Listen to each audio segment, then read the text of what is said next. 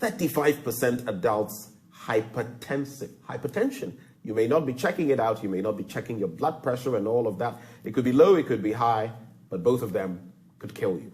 New electricity tariffs take off. That's on page 16. Ghanaian lawyers begin postgraduate studies in the USA.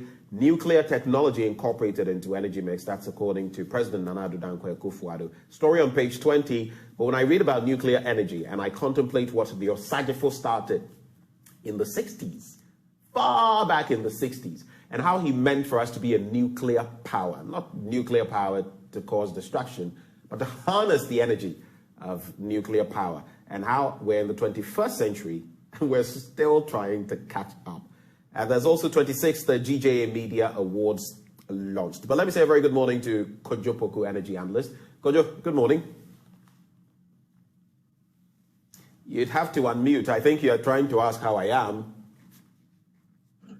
How are you, Ben? I am very well, sir. How about you?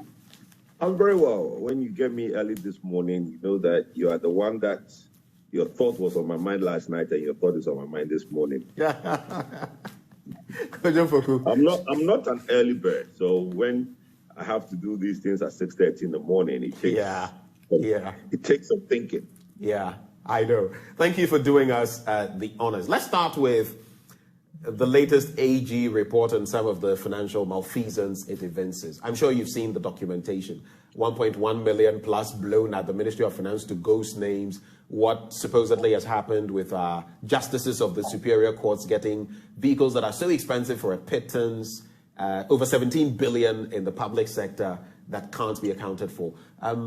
What do you make of these, very quickly, so we get into the story about electricity? Ben, the simple situation is that year on year, we read this AG report, and year on year, it gets worse. Year on year, we hear things that we don't think can knock us off our boots, but then, yes, they keep surprising us. There's a very simple reason for this. Nothing happens after this AG report. Nothing. It goes to the PAC, which is the Parliamentary Accounts Committee. They sit, they hold hearings, they direct. Nothing. Nobody goes to jail. Nobody's fined. Yes, some recoveries are made here and there, but in large, the report is just only for consumption. Nothing, no punitive actions happens after these reports comes out.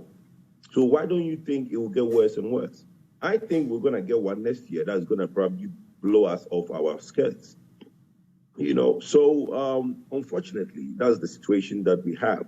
And that is why some of us feel that there is a fundamental problem with the country that we live in. The foundation is gone. Because unless we get to the root of that foundation, I keep saying that people blame government, the politicians. The politician is part of the problem, yes. But the technocrat, the civil servant, the people who are supposed to man this nation, they are the bigger problem, okay? And until they have a level of fear in them, because I keep saying in the past, when the elders were pouring libation, one of the things they asked for is yempe abanka, means we don't want government indebtedness. That was one of the things that our forefathers would pour libation for. Today, everybody is scheming to go into the public sector to enjoy abanka. Everybody wants to get into that show. Everybody wants part of that money because that is the easiest one to get away with. That is the fundamental problem of this nation. Well, so I guess it is country broke, country no broke. We day inside, both for our leaders and followers. All the people in there, from what you're saying, the rot has engulfed everybody. And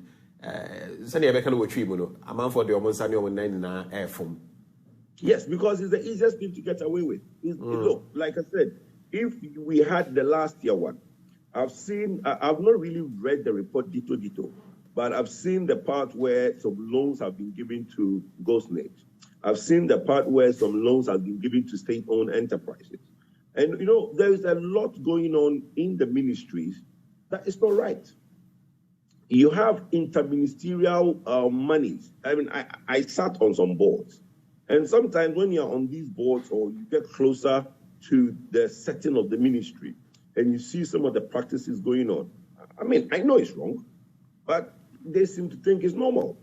But we cannot continue to be having these things without the whip being cracked, because then everybody knows that you can get away with it. So year on year, we're going to see more of these things. Well, only time will tell, Kwadwo, how we can get out of this mud. But in recent times, we saw... The only way we can is that if I come into power and build 2 biggest prisons in West Africa. Oh, the only way we can get out of all this corrupt activity is if Kwadwo Poku is president of Ghana and you build 2 of the biggest prisons in Africa. Prisons in West Africa. In West Africa. Yes. But I'll take you on that, Kwadwo. I mean, people have said that. Look, hold on. People have said that the way to go is not by incarcerating everybody. We know about the situation in our prisons even now. It's not about throwing people wholesale into prison. It's about reforming the mindset. It's about a paradigm shift. Yes, it's about making crime more punitive, but there are other ways of dealing with the problem. Isn't just a wholesale bit of you commit, you go to jail. The Bible says that you need to crack the whip. You see, look, there's fear. I've said it on your show before. There are certain things you don't do in certain nations. Reasons because you know what the punitive actions are in those nations. Right. So if you think of trying to do certain things, you wouldn't go to that country. Ghana is now becoming a nation where we are too liberal. You just said that we know the situation in our prisons. Because the prisons are overcrowded, it means that, oh, don't take anybody there. That's why I'm saying that you need to build the 2 biggest prisons in West Africa, one in the north, one in the south. Okay? And I've said this over and over, and people laugh at me when I say this. Simply because we need to separate the good from the bad. If the good in society live in society and the bad lives in prison, then in the prison we reform them. And we're not going to do the prison where they go there and rot. No. That's what I'm saying. It's going to be a very big, massive complex.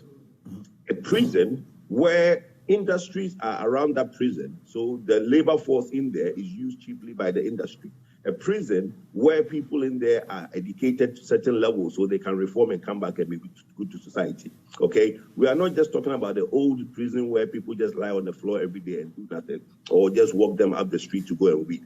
We are talking about the 21st century prison. And the only reason you know that it works is that when you go to court and your case does not last more than 2 years, and I have said over and over that there's no reason that a criminal case should last more than 2 years, because the legal calendar is about 8 months. So 2 legal calendars, your case should be out of court, and you should be either guilty or not guilty. Then shipped out to one of these facilities is the only way we as human beings will learn and change our ways. Nothing else will do anything. Strong thoughts there that you espouse. Finally, finally on this beat.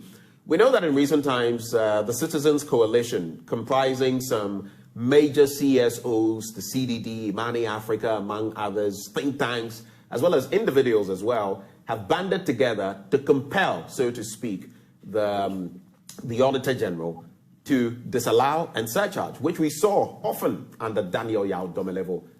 The Auditor General we have now seems to have departed from that trajectory. They say they are going to picket at his office. Is that part of the solution? Because I'm looking at comments coming in. Wisdom Yamale, for example, says, what happened to surcharging? Of course, let me just acknowledge Tombaka Zukamino, who is watching from Cherponi, and Yusuf Husseini, who is also watching somewhere in Weshiao Town, he says. But that question about disallowance and surcharging, is the Auditor General living up to expectations? What are you surcharging, my brother? You see, we think that this prevention is better than cure. Yes, but the Auditor General's department doesn't have the preventive or preemptive task, at least per constitutional mandates. It only works post the fact.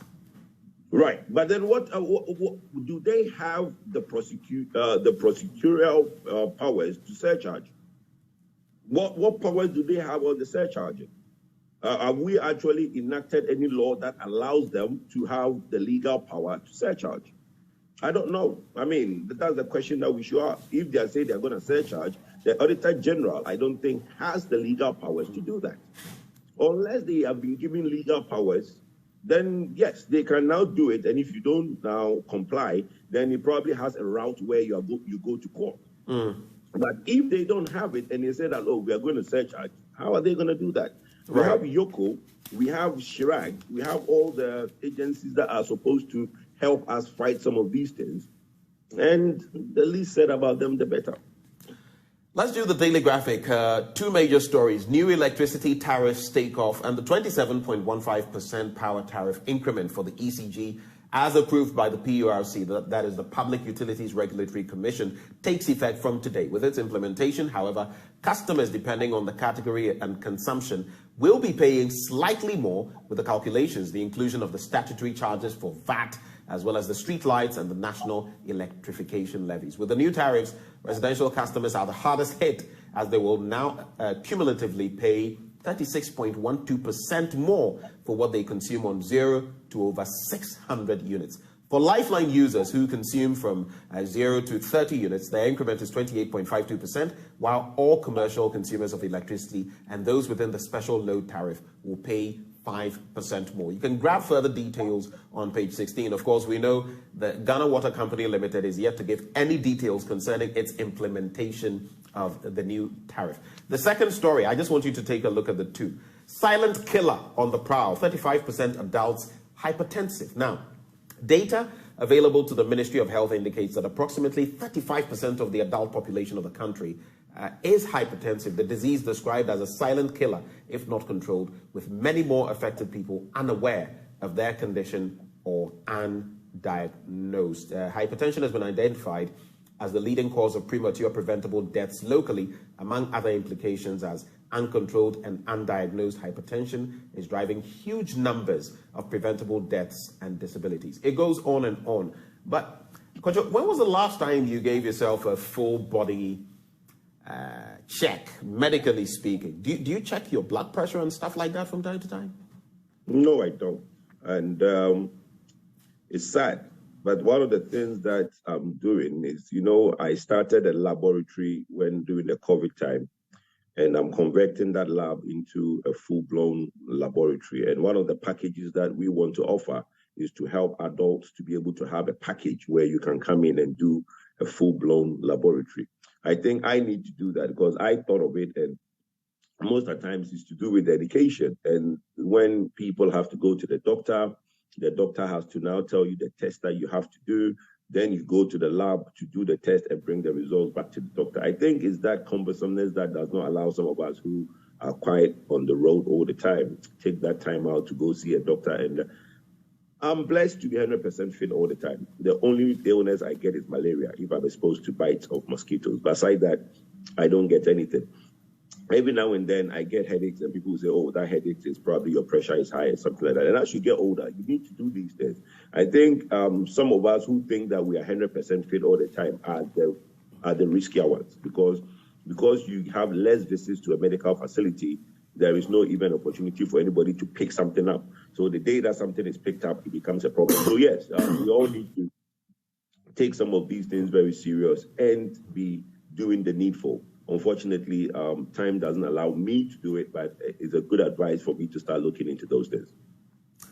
What would you say, though, about the other story, electricity tariffs taking off today and the increments that we're going to be slapped with? Well, we've discussed it over and over. It's a needful, it's a necessary evil. Unfortunately, residential prices go up, but industry gets a reduction. Hopefully, the companies that are going to get reductions of the 90 pesos per kilowatt hour going forward will be able to put that to the savings to good use, be able to employ more youth, and let us be able to solve some of these unemployment situations that we have. These savings that government is giving to industries is doing that because they want industries to get better, not for industry owners to start buying bigger Land Cruisers and V8s. We are thinking that the residential should pay more. If the residential pay more and the industry pay less, because you are gainfully employed, you will now be able to pay your bills. But if these savings being given to the industry and the industry owners are just going to misuse the money and buy things like Land Cruisers and stuff like that, but obviously you will have a cost-90 effect on the unemployed youth. The lifeline has been reduced from 0 to 50 to 0 to 30. It means that it has now brought a lot of customers into the mainstream electricity payers. So in the past, if your units per month was 0 to 50, you're a lifeline customer. Now, you're only a lifeline customer if you're 0 to 30 units a month. That will now, some people need to understand better what where their category is. ECG has brought out a reckoner, and that reckoner, I heard, is found on their website, and I think with social media, people will be sharing that about. Everybody needs to understand where they fit as customers, whether they are lifeline customers or they are now in the 0 to 300 band. We need to conserve electricity. When you don't use it, turn it off. When you're going to work, make sure you switch quite a number of your plugs off. Conservation will also help us save electricity. All right. On the back page of the Daily Graphic, we're not getting into the story, just by way of information. NADMO cautions residents as dam spillage begins, the Black and White Volta rivers, and of course, it all has to do with the spilling of excess water from the Bagri and Kompienga dams. Let's do the Ghanaian Times newspaper now. It also talks about the tariff hikes, but then there's this one, Dr. Yao Educhum honored by chiefs and people of Busumtri. There's also MDAs cannot account for over 1 billion Ghana cedis due to weaknesses, irregularities, and financial administration. Of course, that is also on the back of the latest Auditor General's report. Let's discuss state funding of education. President demands broad national discourse. All of those stories in the Ghanaian Times newspaper. There's also 7 granted 70,000 Ghana cedi bail for allegedly vandalizing NDC Northern Regional Office. The story on page 3, you've seen us bring you snippets of those stories in recent times. And then police investigate death of 2 teenage girls at Gov't. Now, police in Edukrom have commenced investigations into the deaths of 2 teenage girls at Gov't in the Okere district in the eastern region. The bodies of the 2 teenage girls were found by the road on Tuesday dawn after the 2 allegedly left their homes to visit their boyfriends the previous night. It is, however, unclear what caused their death, but the 2 who had suffered head injuries were rushed to the hospital where they were pronounced dead on arrival by medical doctors. Sad development there, but the quick thoughts I want you to share on that. In recent times, it's become a trend, Kwadwo, where up north, security people in some parts, I think the Upper West region, some parts, you know, those who are what we call watchmen, they are being targeted, killed, sometimes body parts taken. I'm talking about men. And in recent times, another one happened. In fact, one such man has disappeared, a security man. He can't be traced. And now we see this as well. It seems to be some sort of trend where people are getting other people, sometimes male, sometimes female, sometimes taking out body parts like the heart and all of that. Are you concerned? Very concerned. Why wouldn't we all be concerned when we live in a country where there is a certain level of insecurity creeping into some parts of the country? I once said on this program that even in the Upper West, in the Upper East, nobody talks of the Boko situation now because the death occurring in Boko is not by gunfire now. So, but I mean, people are being killed anyway, and the Boko situation is still bad. But it's left the news, and nobody is basically tracking the progress of what's going on there. You now have a situation where we have people who have come into this country or have been in this country or for some time and started doing these things. I've always believed that when you look at the statistics of when some of these arrests are made, the combination of who are these people, it tells you that Ghanaians are peaceful people. It's mostly people who flood into this country to now perpetuate some of these ill crimes. The CID needs to have that unit, plainclothes civilians that now blend into society and do information gathering. We've gone into an era where national security of officials are only using national security to go around to just intimidate people. People will come into a program you are doing or call you and say, "Oh, I'm national security. I'm this, but no." The national security is supposed to be not even identified. It's only in Ghana that national security tells you, oh, national security, that kind of thing. And I'm thinking, if you're national security, why are you telling me? Because if you're national security, you're supposed to be embedded in society, gather information, do your intelligence work, and report back to your central intelligence unit. But we are not doing that intelligence work. We need to have CID and the national security really train their plainclothes officers who should embed in society and gather information. Now, there's one good thing in Ghana is that intelligence is abound because concern is everywhere. If you are an intelligent officer in Ghana, your work will be so simple because everybody sit everywhere and talk anyhow. Okay. If they go out to these communities, it will be easy to identify strange people who are not mischievous, but they talk, their lifestyle. Because, look, if somebody is taking body parts and selling it, then you see a certain trend of lifestyle and probably sit in a beer bar in the evening or go to a Pateshi bar and talk carelessly or whatever. You can study some of these trends. So we need our security apparatus to adapt new ways to track some of these people. If not, then it's a crisis. All righty. Let's wrap up, Kwadwo. We have just about 2 minutes. Let's make the most of them. Daily Guide newspaper, AIDS kills 932 in first half of the year. There's also Attorney General sponsors 5 lawyers to study in the U.S. It's the department, and it has to do with that deal he brokered with Georgetown University. Government dashes 3 billion Ghana cedis to staff. Of course, dashes in that sense of the word, and it has to do with that latest AG report. And it also talks about the 2 girls found dead after visiting their boyfriends. But some pretty interesting international stories that are followed on the BBC and others, which are here. EU foreign ministers agreed to suspend Russian visa accord, and EU foreign ministers have agreed to suspend the 2007 visa facilitation agreement with Russia over the country's war in Ukraine. Top EU diplomat Josep Borrell announced on Wednesday. They have been tinkering with this, but now they have accepted to actually suspend it. Russia has also shut major gas pipelines to Europe. Again, they claim that there is some, there are some works, maintenance works going on, but we all know better. But the likes of Germany and other European countries have already cut their reliance on Russian gas and all of that, especially ahead of winter, and they are hoping to do a lot more in that respect. South Africa is not xenophobic, that's according to President Ramaphosa, and Raila Odinga's lawyers allege rigging in poll petition. If you've not followed that story, you should. It's getting even more interesting. I'm seeing Kenya doing things that Ghana has not been able to do in terms of being more approachable, if you like, in the legal process, opening up and allowing all things that must be dealt with to be dealt with properly. And finally, on the international front, Trump may have hidden classified files or papers. That's according to officials. And apparently classified files lie on the floor of Trump's Mar-a-Lago office in the August 8th search released by the Department of Justice. Some interesting international stories I just wanted us to be abreast of.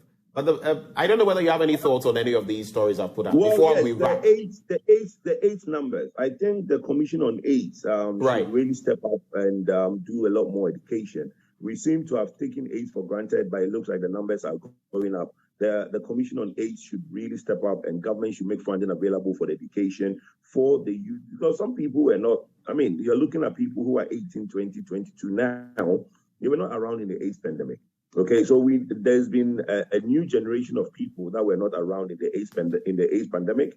AIDS pandemic was really between the late 90s and the early 2000s. And if somebody today is 21, that person might not probably have seen that whole AIDS pandemic that came up into the world. So we need to step up the education on AIDS. Second comment would be on Russia. Look, everybody who's never visited Moscow before or been to Russia does not understand the Russians. In this game, I've always said that we need to find a different solution to this Ukraine problem. Russia is not going to blink. And if we don't find a solution, we are going to be in this thing for a long while. Suspending visas, because Russia is the only European country that other European countries have to collect visas to go to. That tells you a lot about the country. I've been to London and I've seen the queues outside the Russia embassy trying to get visa into Russia. Okay, so if you now have, you know, that mindset that we in Ghana queue at the, before we used to queue at the British High Commission to get visa to go to the UK. You go to the UK people are queuing to go to Russia. So Russia has never been an open country. They have their ways. But that Kwadwo applies to so many other countries, and there are Russians who also queue to go to the West. I mean, I don't see. I respectfully do not see what the point is there. If the suggestion is that the rest of Europe, Western Europe, feels Russia is some sort of glorious place, I mean, there are different aspects to look at, but I don't know what the point is you're trying to make in that. Well, the point, let me quickly make the point to you. The point is that if you are trying to put sanctions, do this visa thing, all these things in trying to get Russia to rethink what they are doing in Ukraine, the point I'm making is that it's not going to work. Okay. Because they have always been a reclusive country. They are not welcoming. They like to be on their own. That's the point I'm making. So all these things everybody's doing is not going to let them blink, because they don't want you into their country anyway. Anyway, and we also know that, for example, of course, the sanctions, some of them will bite. It's a two-way thing. So while you're imposing sanctions, there are also some repercussions that your own people will eventually feel. That is realistic. The Business Finder, there is Be Part of Tourism Month activities. That story is on page 13. And that will be our final story, because the other stories here have already been reflected by the other newspapers. Let me just also do this since I've started today. Clement Opongprepa has been watching us live from Tokyo in Japan. How are the Japanese doing? And then there's also P.T. Ambrose, who says he is watching and listening keenly from Tinga. Thank you all for doing the watching. Right before we go, let me salute three of my newfound friends, young men, boys, if you like, from the Christ the King School. They are in Form 2 of the Christ the King School, and they are Sally, Roland, and Odate. Sally, Roland, and Odate. I know you watched this segment on the AM show, so just keep it up and keep excelling in your study. Sally, Roland, and Odate, shouts to you. Your final words, Kwadwo, as we wrap the review. Well, since you started having the teenage watch your show, I think you should do an FYI segment, you know, so that you now bring some level of teenage to so that you get to educate them through some new hip ways that me and you have grown out of. We have something interesting coming up, a little 5-minute bite. I think it just might bring in more of the teenage viewership, but brilliant suggestion, Kwadwo. Thank you. Thank you. Thank you very much. All right. Kwadwo Poku aspires to be president of the country someday, and like he shared with us today, he would build 2 major prisons, the biggest in West Africa, to incarcerate those criminal elements. He's also an energy analyst. He joined us this morning for the review. Kwadwo, once more, thank you. Have a good day. Thank you very much. Up next, we veer into sports, and there's a lot more coming your way. We'll be telling you about world athletics and more. Stay with us.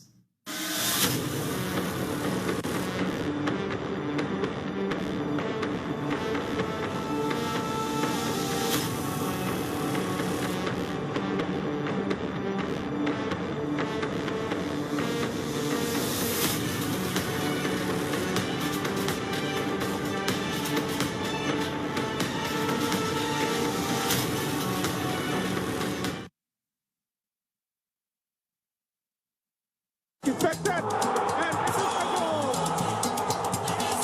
An own goal. And Poku celebrating. The scoreboard has credited Ismailado with a goal. Ismailado turns well. Another opportunity for the ball. Yeah! And what a goal! Ismailado is the winner. This will be the winner.